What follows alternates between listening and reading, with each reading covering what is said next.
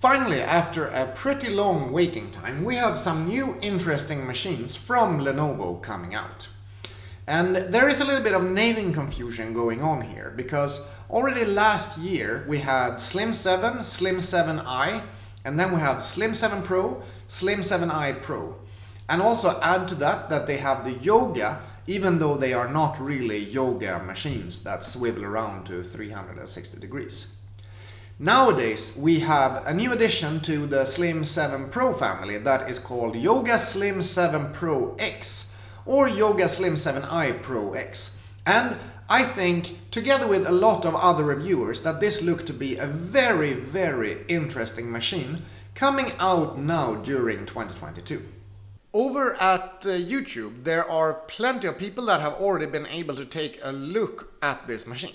And I haven't been fortunate enough to do that yet. But if you just search for Lenovo Yoga Slim 7 Pro X, you can find Greg Salazar's video, Matthew Monitz's video, and you can also find the Lenovo official one where they have showed you a bit of the features from the product. As of lately, you can also find the product page on Lenovo US. And we're gonna have a look at the product page, the specifications, and see why I think this is such an interesting laptop. As you can see here, up top, they mention a bunch of unique selling points, which I think few of them are pretty hard to understand. But the things that I actually like here is that we have the 6000 series from AMD. So we have up to a 6900HS CPU, which is a very powerful and new option that would be super fun to try out. NVIDIA Studio validated for enhanced creativity. There is NVIDIA RTX 3050 graphics in here, which is super nice. Then we have the 3K PureSight touchscreen display. It is calibrated to be of very high color accuracy, and it is a 14.5-inch screen with 120 Hz refresh rate. A very solid kind of screen to put in a device like this. Then we have Lenovo X Power Tuning, that I don't really know what it is. We have Smart AI Plus engine features. This is probably Windows Hello with automatic login that Lenovo usually has. Then we have light and easy to carry and premium care included. So they mention a lot of kind of blah things here. But let's scroll down and have a look at some more in-depth stuff and the pictures and see what we gather from there. Here we get a little closer walkthrough of the features.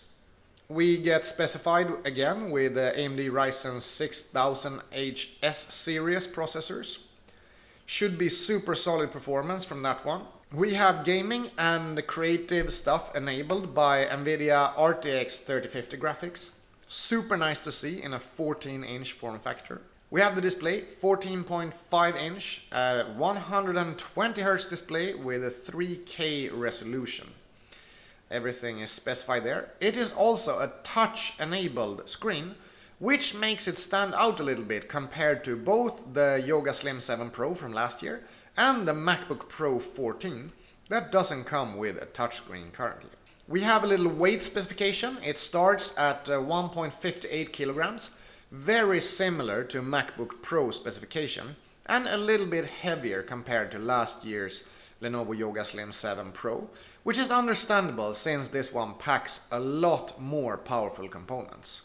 And we have a faster Wi-Fi card with Wi-Fi 6E together with a full HD camera.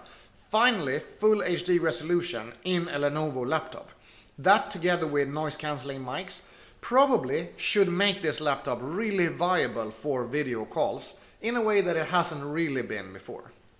The port selection is pretty decent with two USB-C ports on the left hand side together with one USB-A port. Then we have the power button, the microphone headphone combo jack together with the privacy shutter for the webcam. The ports seem to have good spec as well, because both of the USB-C ports are 3.2 Gen 2, both DisplayPort, power delivery and data transfer. Sometimes they skimp down on one of the USB ports, but that doesn't seem to be the case here, which is very nice to see. Also, the USB-A ports are 3.2 Gen 1 ports. In the tech spec section here, we can see again 6900HS processor. We have up to Windows 11 Pro, which is natural here. We have RTX 3050, 14.53K resolution, touchscreen with 400 nits of brightness, delta E lower than 1, hardware calibrated, and 100% sRGB, 120 Hz display, 16:10 aspect ratio. NVIDIA G-Sync as well, and a glass cover. So this looks to be a very nice display that I think is probably the nicest display that has been in any Lenovo device so far. We have up to 32 GB of RAM, which is also really solid to see. The previous versions of this model didn't come in 32 GB variants, so it's really nice to see that. Makes it more of an actual pro device compared to before. The battery is 70 Wh and it specifies up to 12 hours or up to 15 hours with video playback. And this I would take with a grain of salt, because the battery specifications of Lenovo's laptops has been outrageously overestimated beforehand. So I wouldn't trust that one very much, but hopefully it's better than the Yoga Slim 7 Pro from last year. The storage is up to 1 TB, and the speakers, one thing that I find super nice on this machine. As you can see here, you have the speakers firing up in this machine.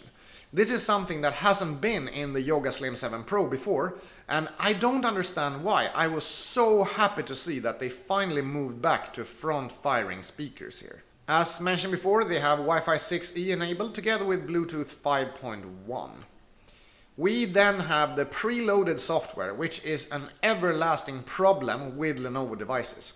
It comes with McAfee, which is such an annoying thing to put into your laptop and have it at first purchase. I just wish that they would stop including this, but I guess they get enough money from McAfee to be able to keep it there, even though it's annoying. And here it even says McAfee, which is quite funny that they have misspelled this registered trademark in the specification. What do you think? Is Lenovo Yoga Slim 7 Pro X a device that you think I should be looking closer at? And would you consider buying it for yourself here during 2022? I have my MacBook Pro M1 Pro here, and I really enjoy using this device. But I think this Lenovo could actually rival this guy, so I would be super keen to get it in, try it, and compare it to the MacBook Pro M1 Pro. I'm W2Best. I make in-depth gear reviews and tutorials, and I will see you in the next video. Have a nice day. Bye bye.